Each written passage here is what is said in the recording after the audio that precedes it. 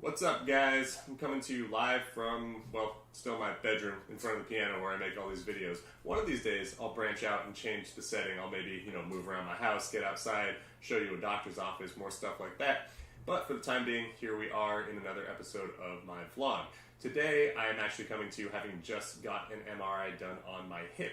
That's been pretty important. If you've been watching my videos in the past, you've heard me complain a lot about this hard to identify pain that's been radiating between my groin to my thigh to my hip. Well, this week we're going to get some answers. In fact, I might be getting as comprehensive of a look into my body as I've had since, maybe my initial diagnosis, in the sense that I did a circulating tumor test last week. That's the blood test where they measure how much of the cancerous cells are in your body, and that was negative. I did an MRI today that will try and look at the structure of my hip to let me know if I have an injury or if I have side effects from treatment and a long stint on prednisone. And then on Thursday, I'll be doing a full body PET CT in order to see if I do have any cancer conclusively.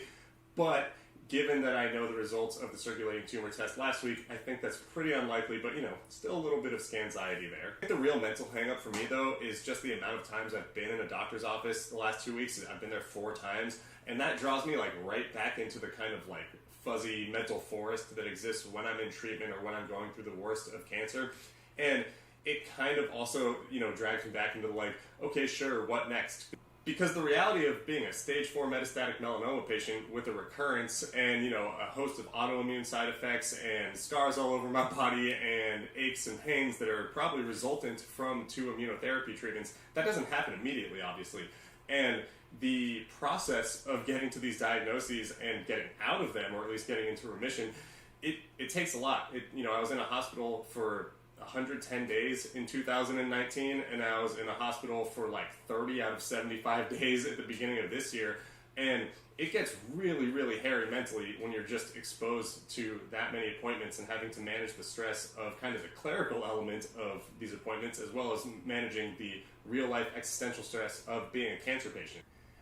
And also, one of my last vlogs, I talked about, anger at cancer and how that's not something I often experience. But believe me, if I found out that I was having to replace my hip or that I had diminished mobility as a result of the treatment that I've done, I would probably feel a little bit disgruntled.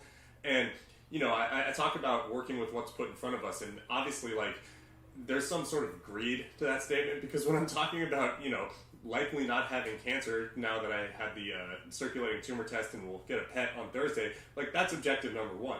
That's clear, and all of a sudden my brain goes, okay, well, I don't have to focus on the big thing. Now I can be pissed about, side effects. That's a good place to be living in terms of being a stage 4 cancer patient. And yet still, I'm human. My brain still gets upset when it learns, okay, I might have to have an operation, or I might have to rest for a while, and it's likely because I was on steroids for a while, or whatever I want to ascribe it to, because that's why we get answers. Right now, I'm just kind of putting the own fear of these things in my mind, which maybe isn't healthy, and I often tell people not to do that, so maybe I should take my own advice, right? The answer is I obviously shouldn't let, fear take over my emotions when I'm going to learn the answers in the next week or so anyway, but that's human nature, is to, jump to these bad case scenarios. And I've struggled so much with the identity portion of my mental health as a cancer patient, and it does get a little bit scary when I think about having to attribute some of my physical decline to cancer, which, again, as a stage 4 cancer patient who could have a lot worse scenarios, I want to be thankful for that, but also if my goal is to kind of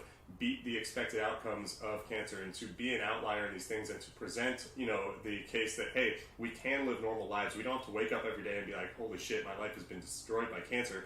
I want to have more days than not where I'm not thinking about it. And every time that I have to consider, I'm going to get a hip replacement in addition to all of the potential, downside of the actual cancer diagnosis itself, it just gets frustrating. And so, I don't know where I'm going exactly with that mini vent, but it's one of those things where I wish there was cleaner portions of cancer, but it's seemingly never ending.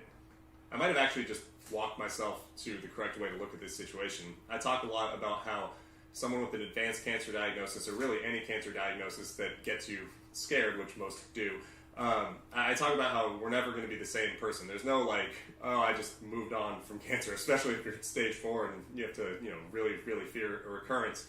And so if that's the case, I also have to accept that I don't get to choose the parameters of how I'm changed necessarily. Like, from a mental health standpoint and from a lifestyle standpoint, I think I can dictate certain portions of it. But if and when it comes to a situation where one of the side effects of the treatment that keeps me alive, is debilitating my physical health, I didn't choose that. That's not something I can control. And so if it presents as such, if it turns out that my hip is messed up, I have to get a hip replacement or something like that, what am I going to do? How am I going to change that outside of working with what's put in front of me and making the most of the situation? See, this is a great example. I always talk about how these videos help a lot with my mental health, and that little rant there, it kind of shows the process orientation of how I go about solving these problems. Like, if I was journaling, that is essentially how I would have gone about it. I would have just written it down instead of saying it into a camera. And I think the next piece of advice I would give myself or anyone who's in my situation is to be patient, because right now I'm still talking about something that I have no idea the actual results of, and I'm going to get them in a finite sense in the next few days. And from there, I can work on a plan if I need to, or hopefully I'm just building myself up for something that isn't as serious as it might be, because, I don't know, my hip actually feels pretty good now that I've talked about it. That's how it works, right? Like psychosomatic healing, hopefully. I don't know. And that's the important thing, is I have to admit that I don't know, and I will find out soon. That's all I have in terms of this armchair therapy session, but I will leave one other idea out here for those who are still watching.